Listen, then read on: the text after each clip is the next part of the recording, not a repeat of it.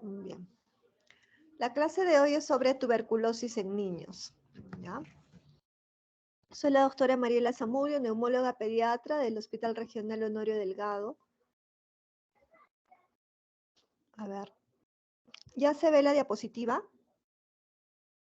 Sí, doctora. Bien, entonces, quiero empezar con algo de epidemiología, sobre todo para que sepan que nuestro país ocupa el segundo lugar a nivel de Latinoamérica en casos nuevos de tuberculosis. ¿Ya? Esto en el 2016 y no ha cambiado, aunque no tenemos últimos registros por la pandemia en los últimos 2 años. ¿Ya? Sin embargo, a nivel de en lo que es tuberculosis MDR, como ven en el cuadro, ocupamos el primer lugar, incluso le ganamos a Brasil, que es un país bastante grande. ¿Ya? Tenemos alta incidencia de casos de tuberculosis MDR en nuestro país y que seguimos arrastrando el problema y no tiene solución porque no hacemos una buena detección de casos. ¿Ya? Vean lo que pasó en la pandemia, hubo una caída en la búsqueda de pacientes sintomáticos respiratorios porque todo se enfocó, como ya saben, en la detección de casos COVID, ¿no? Entonces se dejó de atender este problema, no se detectaron casos a tiempo, ¿no? Y es probable que, bueno, como ya se ven ahora, hay muchos casos de tuberculosis que han estado sintomáticos por bastante tiempo y que recién se están diagnosticando, ¿ya? Por eso ha habido también una caída en la tasa de casos nuevos, pero no porque estemos realmente mejorando la lucha contra la tuberculosis y hayan disminuido estos casos, sino porque no ha habido una búsqueda de pacientes. A nivel de regiones, vean cómo Arequipa está en color naranja, está en alto riesgo, ya una de las ciudades que está en alto riesgo junto con Cusco, Loreto y La Libertad. ¿Ya? Sin embargo, siempre hay un subregistro de casos, solo el 86% de casos de tuberculosis son detectados. ¿Ya? Y el problema es básicamente porque hay una inadecuada captación de pacientes, un alto porcentaje aún de abandonos, y si el adulto abandona el tratamiento va a seguir contagiando y entonces son los niños los susceptibles los que pueden contraer la enfermedad. Lamentablemente también hay una baja cobertura de exámenes de contactos, es decir, cuando se diagnostica a alguien se tiene que investigar a toda la familia o todas las personas con las que convive este paciente para detectar en forma temprana casos nuevos, más aún si están en contacto con niños, ¿no? A su alrededor. Entonces son los niños a los que se les debe, aunque no tengan síntomas, buscar, ¿no? Y hacer pruebas para detección temprana de tuberculosis, ¿ya? Y también hay una baja cobertura de la terapia preventiva. Me refiero a la quimioprofilaxis con isoniazida, ¿no? Que todavía deberíamos de mejorar esa cobertura, ¿no? Y darle a todos nuestros niños que estén en contacto con alguien con tuberculosis. Vean entonces cómo fue la evolución de la tuberculosis en el país, ¿ya? Teníamos una muy alta incidencia, ¿no? Allá por los años 90, con la estrategia DOTS Plus, que es la estrategia de dar un tratamiento supervisado, ¿no? Y personalizado a cada paciente, es decir, la enfermera del programa es la que día a día se encarga de darle las medicinas a los pacientes. A eso se le llama un programa supervisado. Con esta estrategia se mejoró, ¿no? La tuberculosis y se vio una caída, ¿no? Progresiva, ¿no? De casos y de tasas de curación, ¿ya? Sin embargo, vean en rojo cómo sí fue creciendo los casos de tuberculosis MDR, ¿ya? Tanto que ocupamos el primer lugar a nivel de Latinoamérica y en el mundo estamos solo por debajo de países africanos. Entonces, es algo que no nos enorgullece, por el contrario, ¿ya? Bueno, la tuberculosis en niños vamos a ver que es un poco más difícil diagnosticarla porque el niño hace todas las formas de la tuberculosis en las que ésta se pueda presentar.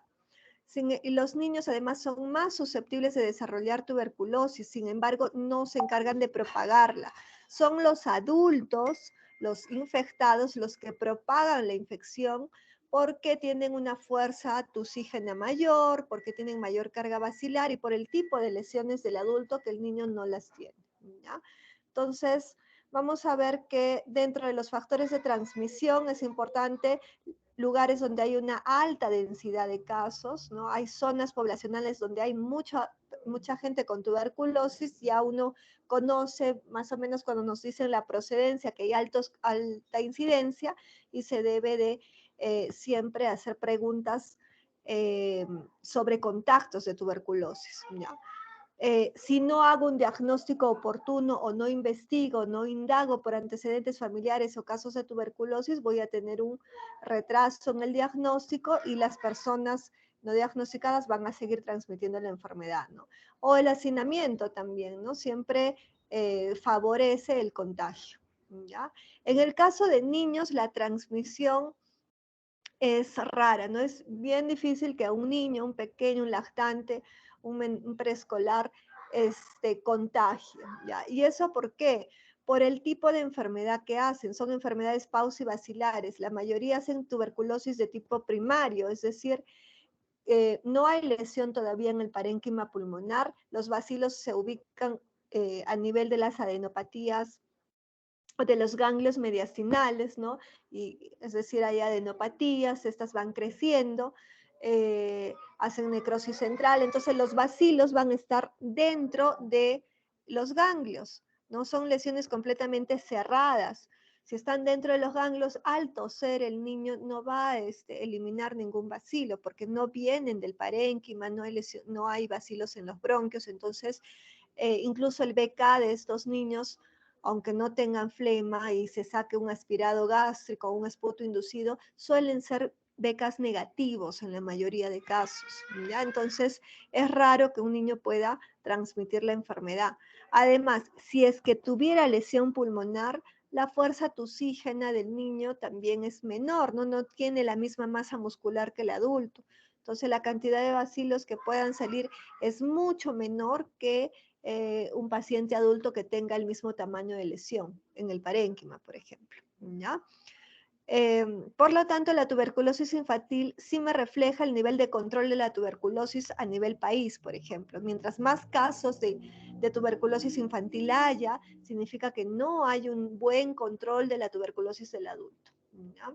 Eh, Como les decía, el niño hace todas las formas clínicas posibles de la tuberculosis, por eso el diagnóstico se hace a veces más difícil y varía su presentación según la edad del niño. No es lo mismo la forma como se va a presentar la tuberculosis en un niño de 8 años que en un niño de 2 meses, que en un niño de 3 años, ¿no? O sea, es diferente según la edad, ¿ya? También el intervalo entre infección y enfermedad es más corto a menor edad, ¿ya? El menor de 2 años, por ejemplo, rápidamente hace enfermedad, a diferencia del niño de 5 años o a diferencia del adolescente, ¿ya? Por lo tanto, el enfoque diagnóstico y de tratamiento va a ser completamente diferente al del adulto. Creo que esto nos lo pasamos, ustedes ya saben la microbiología del bacilo de la tuberculosis, ¿no? Que es aerobio, que se tiñe con la coloración de Sil-Nielsen, ¿no? Es ácido alcohol resistente, ¿ya? Y hay más de 120 especies de Mycobacterium tuberculoso y Mycobacterium no tuberculoso, ¿ya? Se considera, lo que se detecta son los bacilos del complejo de Mycobacterium tuberculosis, ¿ya? Este bacilo tiene varios tipos de poblaciones, es decir, según la zona donde se reproduzca, ¿ya?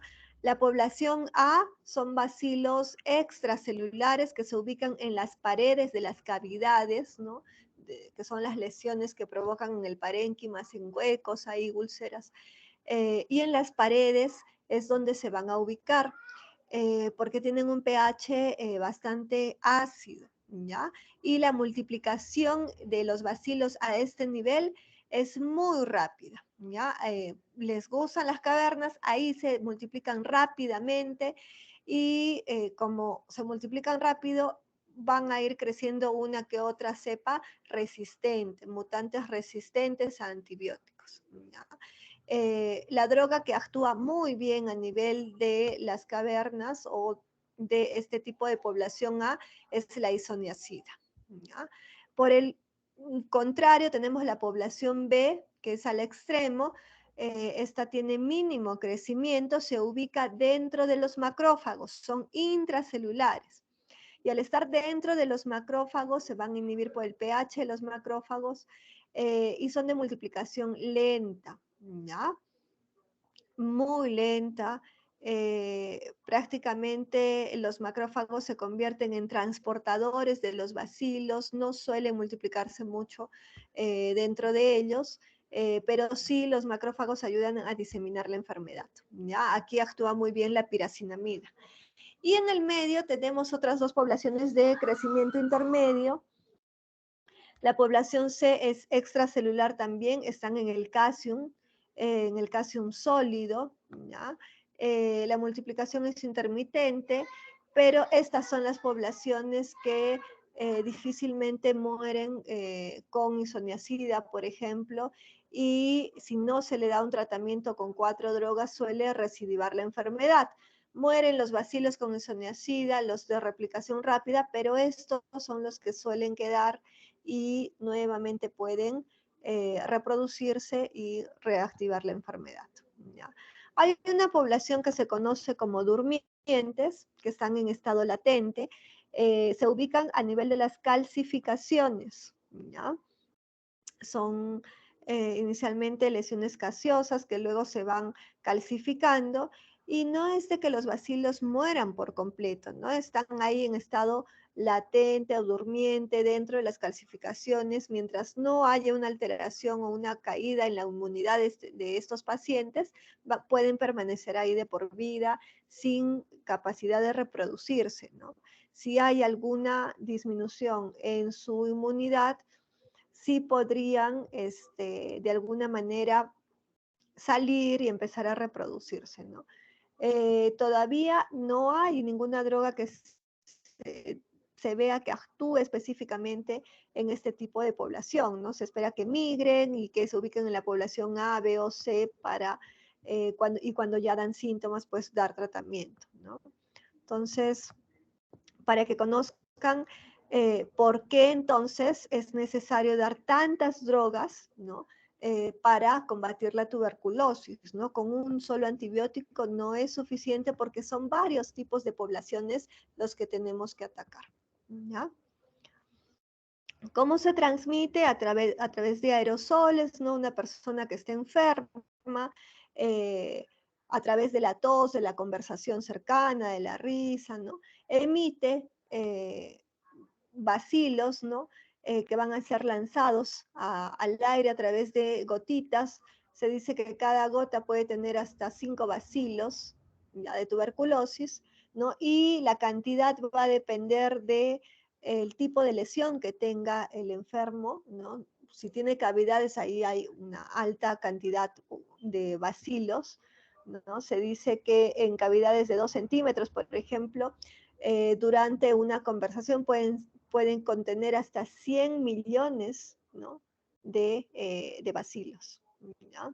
Estas gotitas infectadas pueden mantenerse o estar suspendidas en el aire por 30 minutos, ¿ya? Por eso es importante la ventilación, ¿ya? Mientras más ventilado el ambiente, las gotitas se dispersan y difícilmente se da el contagio, ¿ya?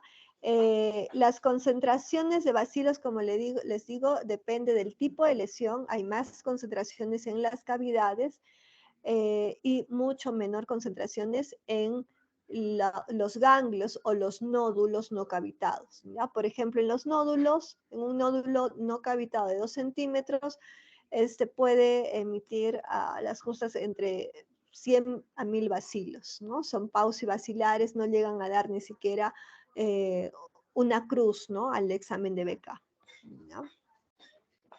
Una vez que un paciente sano que esté en contacto con este paciente de la tuberculosis inhala estas gotitas, los bacilos van a ingresar a la vía aérea y ya depende de la inmunidad de este paciente, ¿no? Muchas veces van a ir a la curación, están en contacto, pero no llegan ni siquiera a infectarse, ¿no? Los bacilos no llegan a la vía aérea inferior.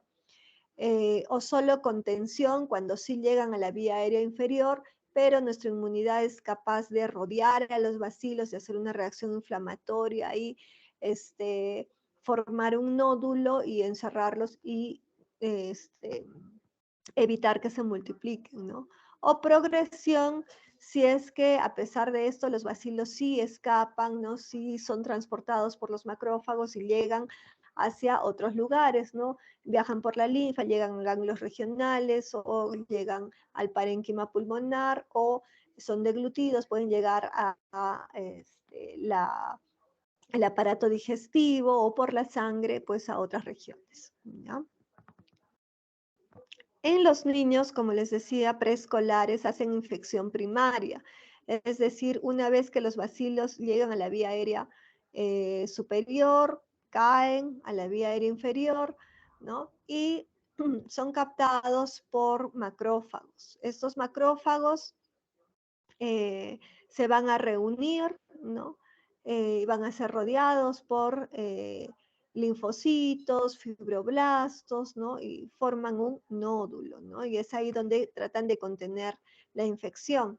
Si no se contiene, los macrófagos viajan a través de la linfa, algunos bacilos viajan a través de los vasos linfáticos hacia los ganglios regionales. Y cuando se ubican ya en los ganglios regionales, ya hablamos de tuberculosis primaria. Ya no están solo en un nódulo pequeño contenidos, sino que viajaron hacia los ganglios regionales donde se van a empezar a reproducir, los ganglios empiezan a agrandarse, a crecer, ¿no? Y eso es lo que se visualiza en las radiografías, ¿no? Ganglios mediastinales crecidos, grandes, que son el tipo de lesión primaria que hace la tuberculosis en niños, ¿ya? Entonces requieren tratamiento. Si de los ganglios hacen necrosis central y ya estos bacilos viajan nuevamente por la linfa hacia regiones del parénquima, entonces ya vamos a hablar de tuberculosis primaria evolutiva, ¿ya?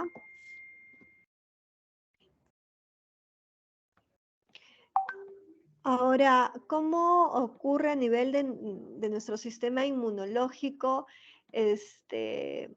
la activación de la inmunidad para poder contener la enfermedad?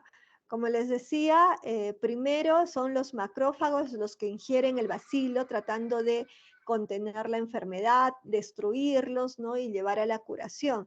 Y eso va a depender de que nuestros macrófagos estén activados porque ya conocen el bacilo, ¿no? A través de la vacuna, ¿no? En niños durante el primer año, o si ya antes han estado en contacto con el bacilo y ya lo han contenido antes, entonces van a la curación.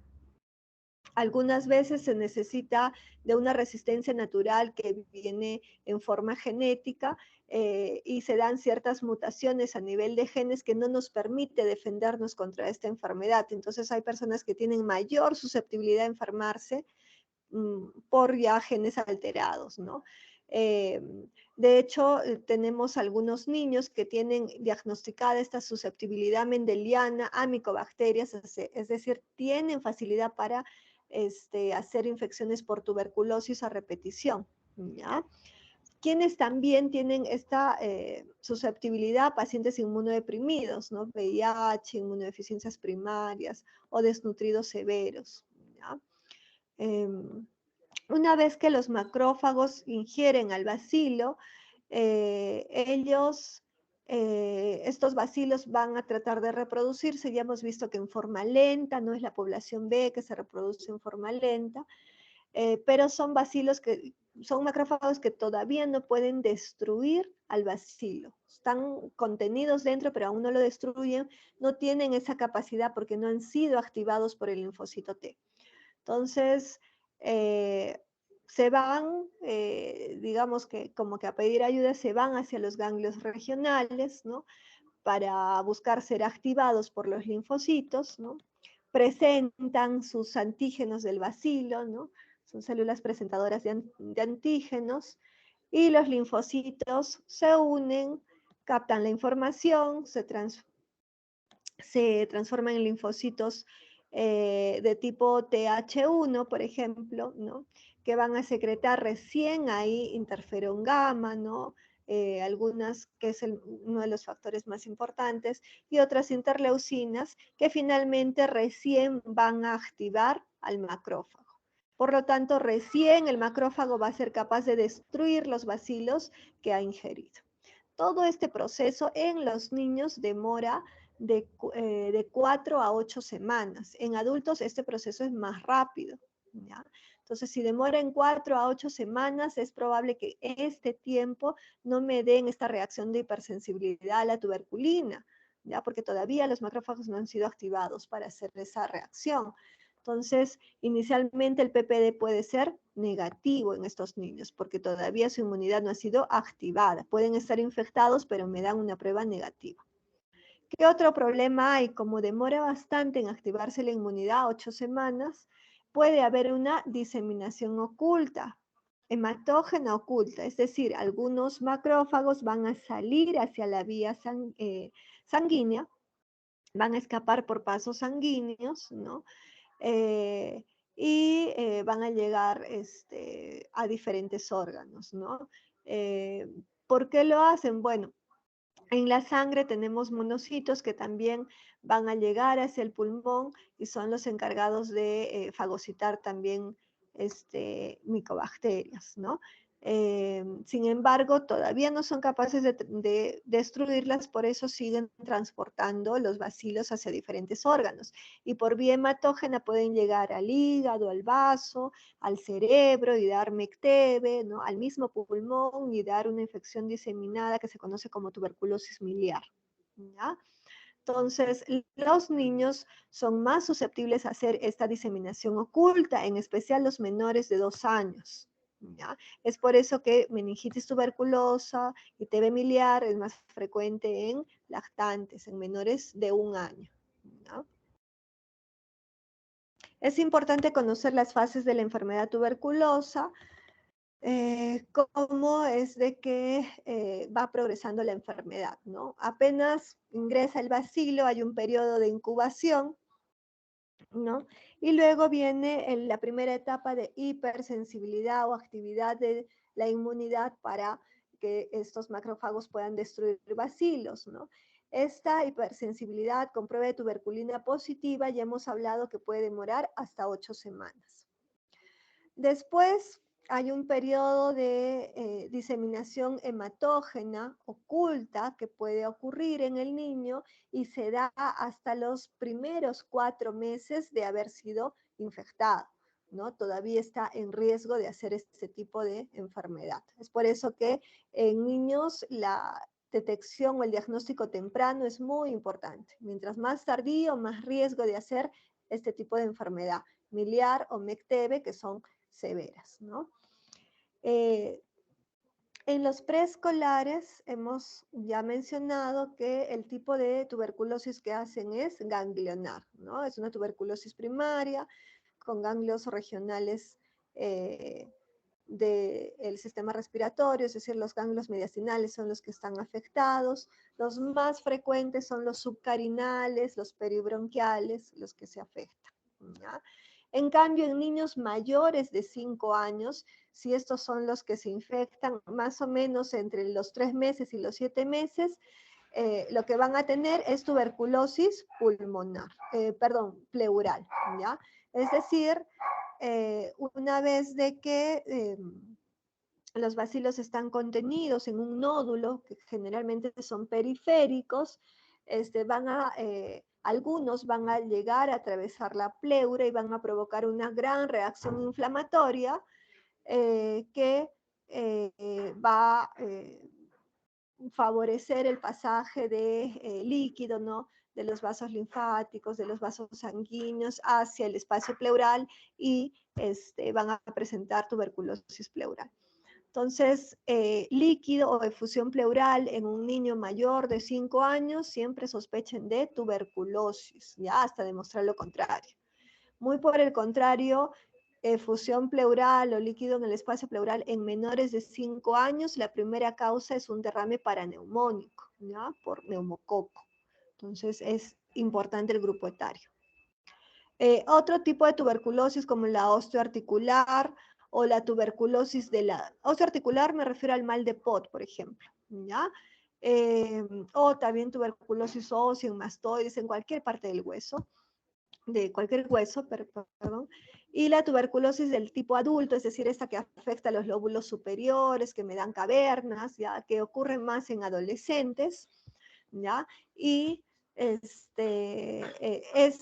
para presentar este tipo de lesiones, cuando ustedes vean a un adolescente ya con una lesión en lóbulo superior, con cavernas, miren cuánto tiempo puede haber pasado. Un año incluso de haber sido infectados. Es decir, si tiene cavernas en el lóbulo superior, esas lesiones no se han hecho en una semana o en un mes. Es probable que el niño haya sido infectado en ese periodo de tiempo, entre 1 a 3 años. ¿Ya? 3 años para mal de Pot, 1 año para tuberculosis pulmonar. ¿Ya? Entonces no son contagios recientes. ¿Ya? Y más si las lesiones son grandes y afectan varios lóbulos, eso tiene bastante tiempo. ¿Ya? Hay otras manifestaciones latentes como enfermedad renal o reactivaciones pulmonares, postcalcificaciones, ¿no? Como les digo, bacilos durmientes que se hayan empezado a reproducir por algún motivo. Lo más frecuente es que en adultos, por ejemplo, tengan una enfermedad, cáncer, diabetes, ¿no? Y si ya han tenido un nódulo calcificado por tuberculosis antes, pues es probable que hagan una enfermedad pulmonar por reactivación, ¿no?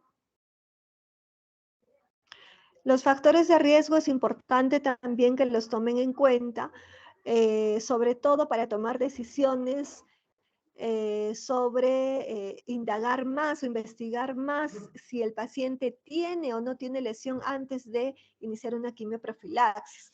¿Por qué? Porque como hemos dicho, el menor de 1 año tiene riesgo de no solo hacer enfermedad pulmonar, el riesgo del 30 al 40% bastante alto, sino también hacer enfermedad diseminada, ¿no? Esta diseminación oculta, por lo tanto tiene más riesgo de hacer MECTEB y TB miliar, el menor de 1 año. Vean cómo los menores de 2 años también tienen un alto riesgo de hacer enfermedad pulmonar por tuberculosis y cómo cae bastante este porcentaje después de los 2 años, ¿no? Del 20% cae al 5%, luego al 2% y vuelve a haber un pico de este riesgo en la etapa de adolescente. La causa no se sabe por qué el adolescente tiene más riesgo, probablemente hay un cambio hormonal que hay que tener en cuenta, pero esto todavía no ha sido bien dilucidado. ¿Ya? El riesgo en adultos, como ven, es más bajo, siempre el riesgo más alto está en los menores de 2 años. ¿Ya? ¿Cuáles son las formas clínicas de la tuberculosis? Ya hemos hablado de la tuberculosis primaria, que da, o la forma ganglionar intratorácica, ya que es en preescolares, menores de 5 años. La lesión se ubica a nivel de los ganglios regionales, ¿ya?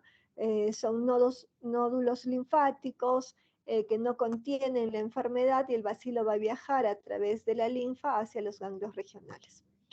Una vez que estos ganglios van creciendo, pueden llegar por el mismo crecimiento, pueden llegar a obstruir los bronquios que están alrededor, ¿no? Porque se ubican alrededor de bronquios. Si obstruyen el bronquio por completo, me van a dar atelectasias y yo voy a ver en radiografía atelectasias, el murmullo abolido en esa zona, ¿no? Y puedo confundirlo con una neumonía o cualquier otro cuadro, ¿no? Entonces es importante el dato epidemiológico en niños.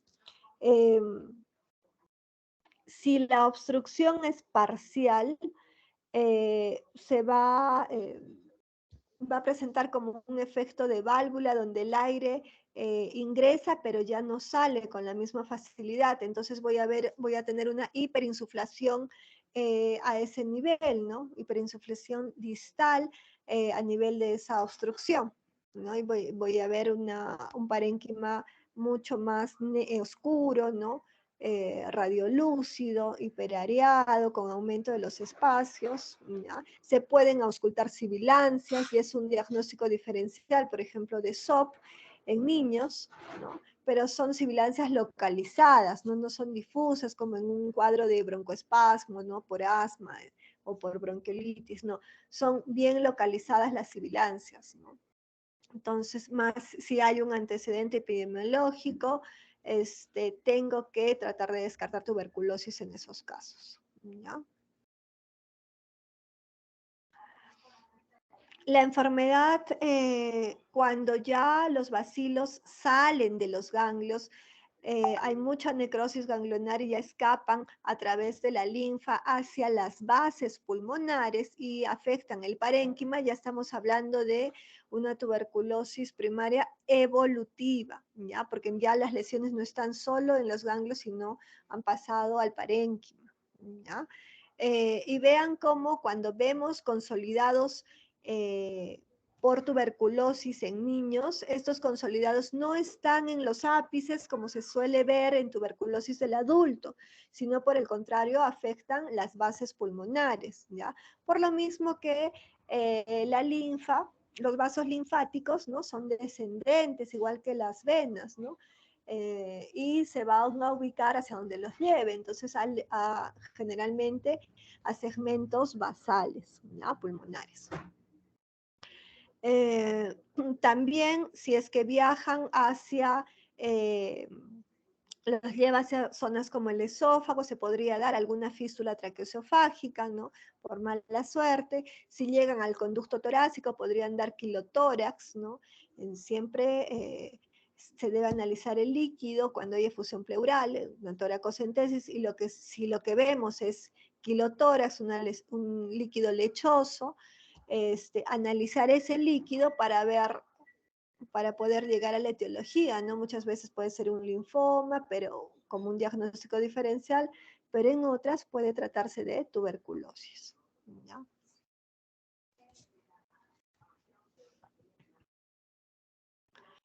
Eh, Hay un caso en el cual cuando estos consolidados eh, eh, los vasos linfáticos están cercanos a los bronquios, los bacilos también pueden viajar a través de los bronquios y la enfermedad se puede diseminar en ambos pulmones, ¿no? Entonces vamos a ver lesiones en en los dos pulmones, tanto en lóbulos superiores, en las bases, en todo lado, ¿no? Y ahí estaríamos hablando de una bronconeumonía tuberculosa, ¿ya?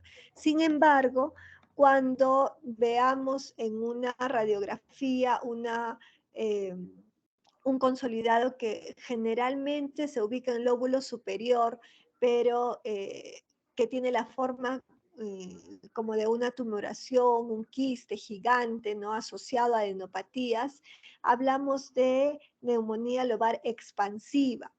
Y se debe a no necesariamente a muchas lesiones o cavernas, pueden haber pocos bacilos, pero que han generado una gran reacción inflamatoria, ¿no? Y están ocasionando una neumonitis, ¿ya? Neumonitis eh, por irritación, por inflamación, y dan lesiones consolidados que parecieran o imitan una tumoración gigante, ¿ya? En lóbulos superiores.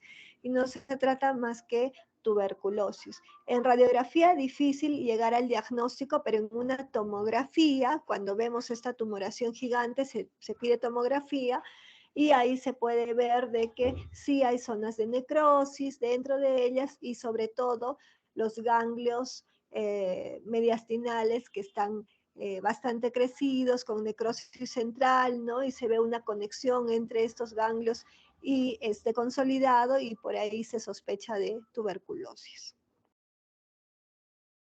De la efusión pleural también habíamos hablado, ¿no? Si esta ocurre más o menos después de los 3 meses de haber sido infectados, entonces la mayoría de niños con tuberculosis pleural, que son la población mayor de 5 años, los escolares, la mayoría va a tener PPD positivo, ¿ya? Entonces el PPD es muy importante solicitarlo en toda efusión pleural, ¿ya? Sobre todo si es un escolar mayor de 5 años. El análisis de líquido nos da mucha información. El diagnóstico de la tuberculosis pleural es difícil porque no hay bacilos o difícilmente se encuentran bacilos en el líquido pleural, por lo tanto van a ser BK negativos, cultivos para tuberculosis negativos, ¿no? Entonces no hay una prueba que me confirme. Pero sí las características del líquido nos orientan y generalmente hacemos diagnósticos presuntivos, ¿ya? ¿Cómo es este líquido? Proteínas muy altas, más de 5. La celularidad también está elevada. No deben haber células en el líquido pleural, sin embargo, no están muy elevadas, ¿no? Se encuentran entre 500 a 2500 células y son a predominio de mononucleares, ¿ya? Más del 80%. Sin embargo, si hacemos un análisis del líquido en una etapa temprana, por ejemplo, podemos encontrar aún polimorfonucleares. Entonces hay que repetir la toracocentesis.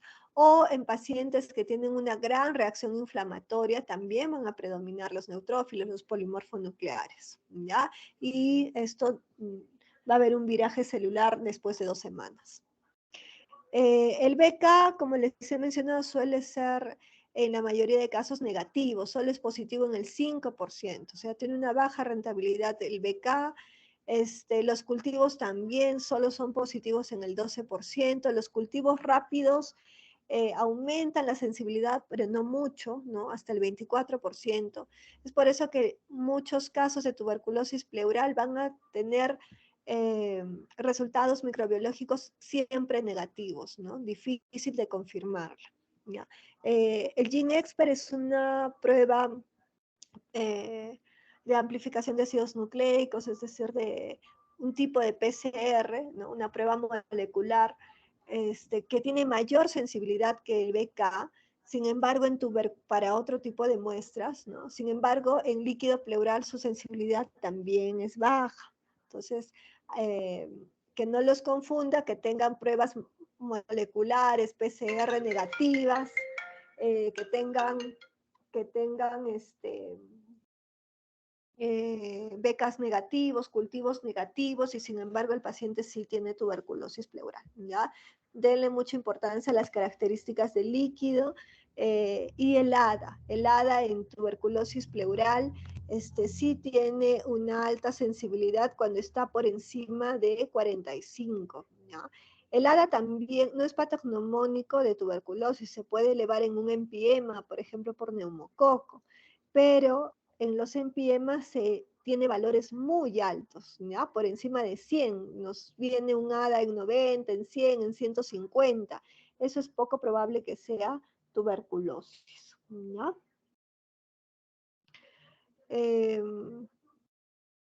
Muchas veces se llega hasta biopsia pleural, pero igual no siempre sale positiva, ¿ya? Una de las complicaciones es que puedan presentar fístula broncopleural, o si los ganglios llegan a estallar no a nivel de la pleura, sino estallan en el pericardio, se puede dar una efusión pericárdica y me dan pericarditis constrictivas, ¿ya? Que serían casos muy severos.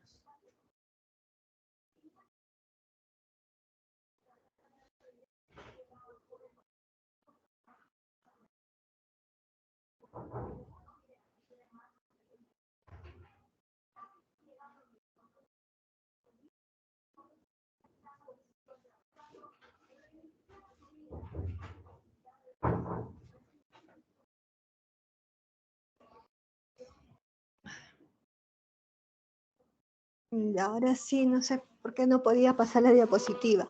A ver, otra de las formas severas de tuberculosis en niños es la tuberculosis miliar. Habíamos hablado que ellos tienen riesgo de hacer diseminación hematógena oculta, ¿ya? Este riesgo es mayor en los pequeños, ¿no? En los menores de 2 años, 2 a 3 años, ¿ya? Y en inmunodeprimidos, en pacientes VIH. Entonces, ¿cómo son estas lesiones? Se ven en radiografía como puntitos diseminados en todo el parénquima, ¿ya? Porque son lesiones menores de 2 milímetros.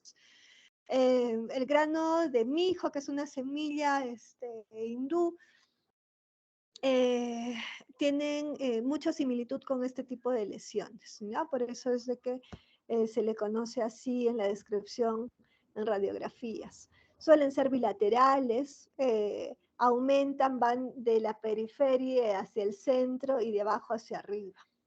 Se considera una forma severa, se asocia mucho a tuberculosis meningia, ¿ya? Y en pacientes con VIH no es el único tipo de enfermedad que me da estas lesiones.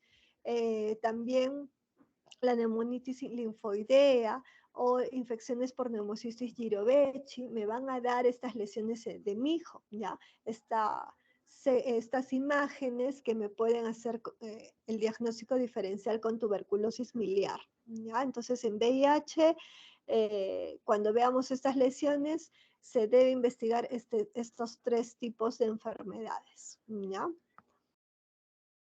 La del adulto es la que la mayoría conoce, son lesiones que predominan en los ápices pulmonares, ¿no? En la edad pediátrica, este tipo de enfermedad es frecuente en la pubertad. Entonces, a partir de los 8 años en adelante, pueden tener este tipo de lesiones, ¿ya? Adolescentes sobre todo, ¿ya? Y como les había mencionado, para tener ese tipo de lesiones han sido infectados ya hace bastante tiempo, ¿no? Entre 1 a 2 años probablemente, que el bacilo ya ha ingresado a su cuerpo y recién se están manifestando las lesiones de esa forma. La tuberculosis es una enfermedad que avanza o progresa bastante lento, ¿ya? Vamos a observar cavitaciones. ¿Por qué prefiere esta zona los bacilos? Porque los ápices son zonas donde hay mayor tensión de oxígeno, hay poco flujo sanguíneo, ¿no? Eh, y también pocos vasos linfáticos. Entonces eso favorece el crecimiento de los bacilos, ¿no? En pediatría el diagnóstico realmente es un reto, es difícil. Los criterios de Stigen y Toledo, que se usaron mucho en la década de los 90, fueron realmente creados para el personal de salud no médico, para que se pudiera detectar tuberculosis en niños en zonas periféricas donde no había personal médico. Entonces, a los puestos de salud solamente de repente había un personal técnico en salud, una enfermera, y se le exigía como parte de los programas en salud detectar pacientes con tuberculosis. Si ellos no habían sido formados en medicina, se crearon este tipo de scores, ¿no? No solamente aquí, sino también en Brasil, en Colombia, en diferentes países crearon sus propios scores regionales para detección de tuberculosis infantil. Aquí teníamos usábamos el de Stigen y Toledo, pero no son scores para ser usados por personal médico. Su rendimiento es muy bajo, se deja de diagnosticar a más del 40% de niños que sí tienen la enfermedad, ¿ya? Entonces no usen ya los criterios de Stigen y Toledo. Actualmente ya hay personal médico mayor cantidad de personal médico en la periferia, ¿no? Gracias al SERUM. Entonces, se tienen que usar otros criterios y los que se proponen son el uso del criterio primero epidemiológico. Los preescolares sí o sí tienen un contacto con tuberculosis dentro de la casa, papá, mamá, abuelito, qué sé yo, con tuberculosis, ¿ya? Los mayores, los escolares, probablemente el contacto sea desconocido porque ya tienen mayores grupos sociales, ¿no? Donde de repente no conocen quién los ha contagiado, ¿no? Pero siempre escolares es muy importante el contacto epidemiológico. En segundo lugar, ubicar la lesión, el tipo de lesión, si ha hecho enfermedad o no. Y eso se ve a través de la radiografía. Y en preescolares es importante la radiografía frontal y lateral, porque nos da mucha información sobre ganglios regionales, ¿ya? Y el PPD, que lo que me ayuda es a saber si el niño ha sido infectado o no, porque no necesariamente el bacilo puede haber llegado a la vía aérea inferior, puede haber sido contenido, ¿no? Y no hacer la enfermedad, ¿ya? Pero para yo saber si el bacilo ingresó o no ingresó, necesito el PPD. El PPD es una prueba que me mide la reacción de hipersensibilidad, es decir, una vez que los macrófagos ya han sido activados, y tengan en cuenta que esto puede demorar, tiene un periodo de ventana de 8 semanas, ¿ya? Entonces es importante tener estos 3 criterios. ¿Y qué pasa con los signos y síntomas? En niños son muy inespecíficos o incluso son asintomáticos la mayoría de preescolares. No van a tener ningún síntoma y sin embargo sí tienen tuberculosis, ¿ya? ¿Cuáles son los síntomas sutiles que pueden tener? Baja de peso, antes que eso, pérdida del apetito, ¿ya? Pérdida del apetito, luego hay baja de peso y la fiebre ya es para que se presente fiebre ya tiene que tener una tuberculosis avanzada, ¿no? Es decir, evolutiva, de repente ya hay lesión en parénquima, ¿no? Si no así, difícilmente hacen fiebre, ¿ya? Y es una fiebre de más de una semana, ¿no? Al inicio, o puede ser intermitente. Hacen otras formas de tuberculosis también los preescolares, la tuberculosis abdominal. Entonces, si tiene diarrea crónica de más de 2 semanas, también sospechar de tuberculosis. La tos seca persistente cuando los ganglios están grandes, crecidos y obstruyen la vía aérea, ¿no? Por compresión extrínseca me puede dar tos y me puede dar sibilancias, ¿ya? Entonces, ante un cuadro de SOP siempre tienen que preguntar antecedentes de tuberculosis, ¿ya? En adolescentes es igual que en la del adulto, el adolescente sí es sintomático respiratorio, tos productiva, más de 2 semanas, ¿ya? Entonces, pero el preescolar no, puede ser asintomático. Bueno, el PPD, que es positivo más de 5 milímetros, más de 10 milímetros, perdón, y se considera positivo más de 5 solo en inmunodeprimidos, ¿ya? Hay algunos falsos negativos, la tuberculosis miliar o la meningia me da PPD negativo, ¿ya? Eh, y la BCG me puede dar falsos positivos, pero esa positividad ocurre dentro del primer año, ¿no? Me da un falso positivo con un PPD no muy elevado, ¿no? Solamente hasta 10. Es en niños vacunados menores de 1 año, que sean por encima de 10, 15, 17, no son por la vacuna, probablemente sí están infectados, ¿ya? El IGRA lo que me cuantifica son la liberación de interferón gamma, recuerden, por los linfocitos T, ¿ya? Para activar a los macrófagos. Entonces, me mide la cantidad de interferón gamma que ha sido liberada, ¿ya? Por lo tanto, también, al igual que el PPD, me detecta infección. La sensibilidad es muy similar, como pueden ver aquí, sensibilidad y especificidad, ¿ya? Donde tiene ventaja el IGRA en los vacunados, que es lo que es encerrado en un círculo. En niños vacunados durante el primer año, el IGRA es mucho más sensible que el PPD. Recuerden que el PPD me puede dar un falso positivo por la vacuna y el niño no necesariamente está infectado, ¿ya? Sin embargo, esta ventaja del IGRA también cae porque el IGRA es menos susceptible en niños menores de 2 años. Entonces, es contraproducente. La diferencia también es el precio. El PPD puede costar 5 a 10 soles y un IGRA puede bordear los 400 a 600 soles. Entonces, es poco accesible para la mayoría de nuestros pobladores, ¿no? Los tipos de pruebas que pueden ser de diferentes muestras: esputo en niños, aspirado gástrico, esputo inducido, porque no saben expectorar, aprenden a expectorar a partir de los 6 años, 8 años algunos, ¿no? Mejor rendimiento es el esputo inducido, ¿no? Vean cómo llega a un 87% versus el aspirado gástrico en un 65%.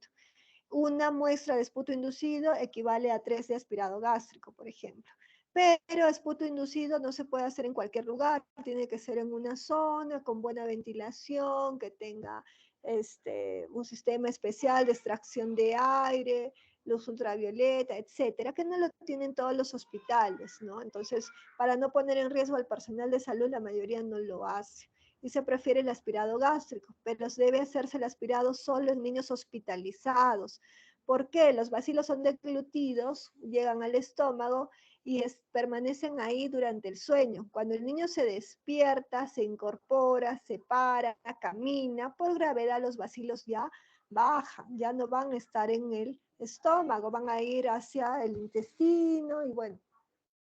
Entonces, cuando se le haga el aspirado y llevan al hospital en forma ambulatoria, ya no se va a encontrar bacilos. Entonces, pierde rentabilidad la muestra, ¿no? Es por eso que debe hacerse en paciente hospitalizado. La enfermera tempranito va, apenas se despierta el niño, le hace el aspirado. El BK que me detecta a partir de 5.000 copias por mililitro. ¿Ya? Por eso es de que menor, en los paucibacilares que tienen pocos bacilos, van a salir BKs negativos. O me informan 1 bar, 2 bar, ¿no? Que son menores cantidades de bacilos. ¿Ya? La coloración más usada es la Sil-Nielsen. Los ácidos, la amplificación de ácidos nucleicos, les hablé del GeneXpert, que es una prueba automatizada molecular, ya tipo PCR, y que tiene mayor sensibilidad o rentabilidad que el BK, ¿ya? Puedo tener la respuesta en 2 horas, es bastante rápida la prueba, ¿ya? Y me acepta muestras de esputo y también líquidos, ¿no? Y puede ser líquido pleural, líquido cefalorraquídeo.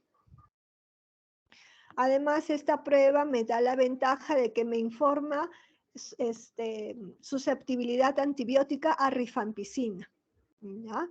Y el 80 a 90% de los pacientes que son resistentes a rifampicina también lo son a isoniazida, por lo tanto, me permite hacer detección rápida de casos MDR, que es muy importante en nuestro país, ya saben, porque tenemos una alta incidencia. En este cuadro comparo la rentabilidad del GeneXpert comparado al BK. Vean cómo es 3 veces más rentable el GeneXpert en una prueba de lavado gástrico versus un BK en el mismo lavado gástrico, ¿no? Que es importante en niños, ¿no? Que son paucibacilares y que la mayoría tienen BK negativos.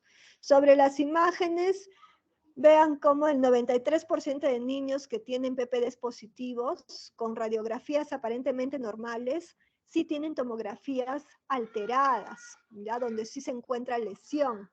Entonces, eso significa que no que le voy a pedir tomografía a todos los niños, pero sí a los que tengan factores de riesgo. Un factor de riesgo hemos visto que es la edad, ¿no? Entonces, si se trata de un niño que es hijo de un niño de lactante de 7 meses y la persona quien lo contagió fue su mamá, entonces no solo tengo la edad como factor de riesgo, sino también un contacto muy estrecho, es lactante, hay una distancia de menos de 1 metro entre la vía aérea de la madre y del niño. Y si encima, como tercer factor de riesgo, tengo la carga bacilar del caso índice de la madre. Si ha sido 3 cruces, imagínense cuántos millones de bacilos se están dispersando en esa corta distancia. Entonces, es muy probable que el niño sí tenga la enfermedad porque tiene estos 3 factores de riesgo, y si yo veo una placa normal, no me voy a quedar tan conforme. Sobre todo porque ese niño tiene riesgo de hacer enfermedad y también de hacer tuberculosis severas, como miliar o como MECTEB.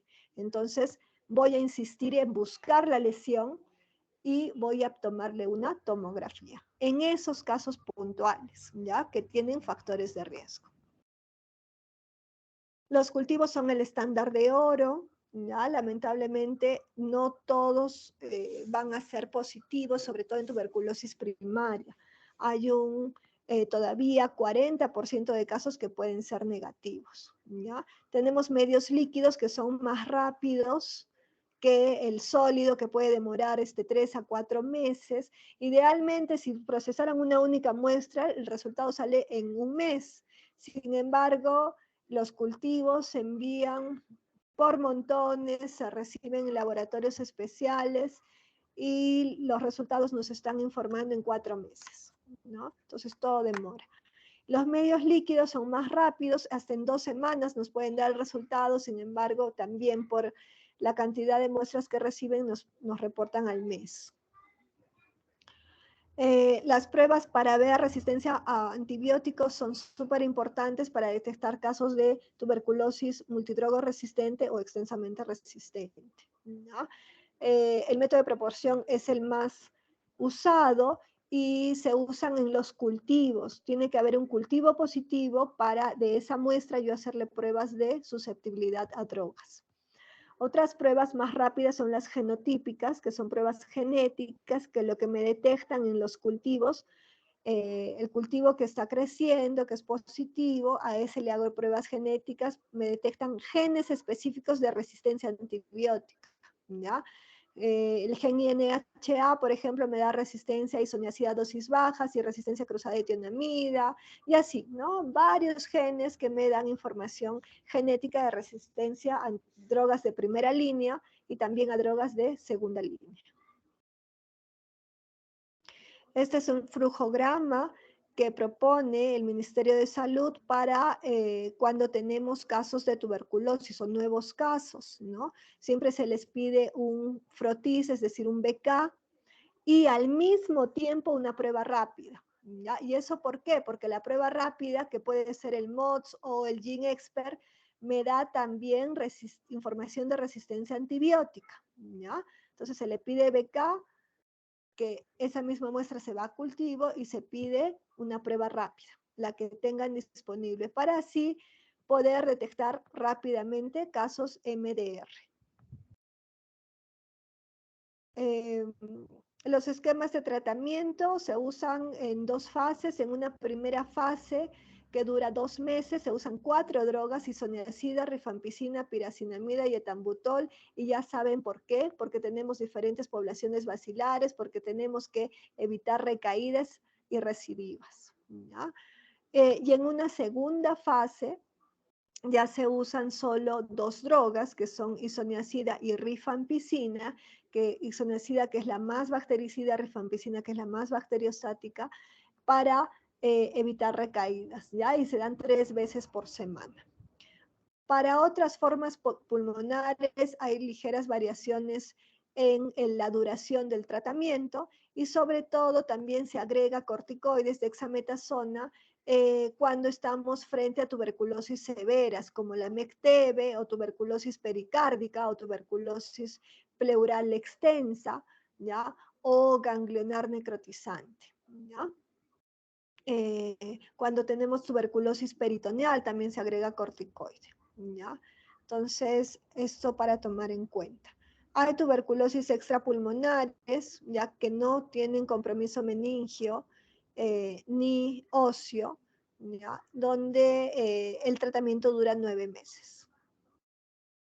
En niños, las dosis son mucho más altas que la de los adultos, ¿ya? Porque los niños metabolizan las drogas en forma mucho más rápida y las eliminan de su sistema, son acetiladores rápidos.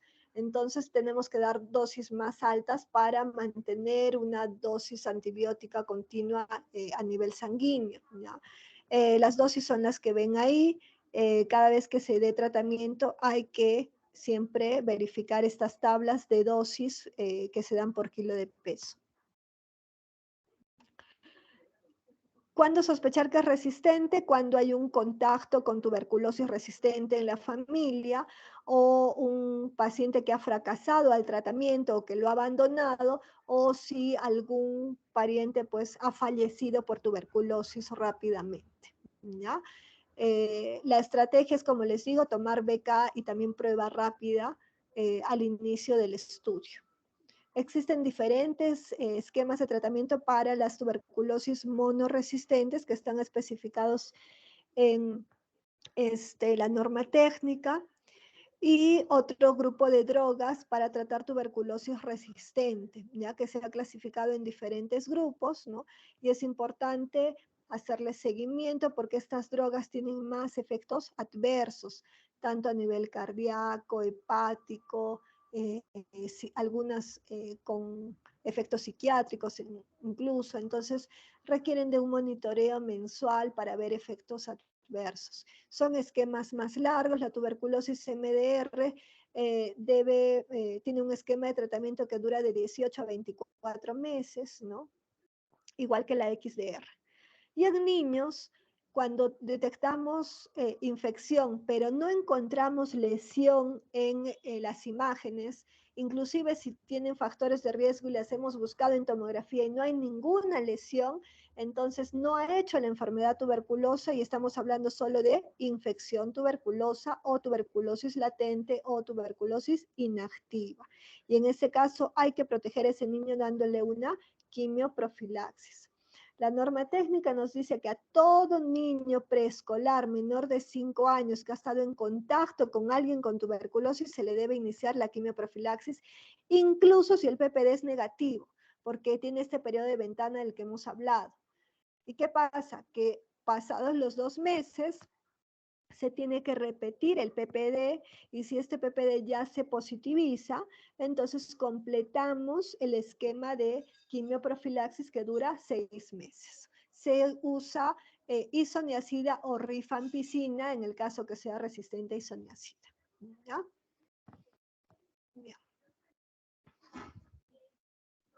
Siempre recuerden eso, detrás de un niño con tuberculosis hay un adulto que lo contagió. Por lo tanto, es súper importante la detección de casos en adultos, porque si no se disminuyen esos casos, nuestros niños son los más afectados. ¿Alguna pregunta?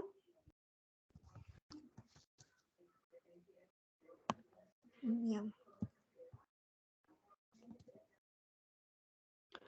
Muy bien, chicos. Entonces ya estamos también en el límite de la hora.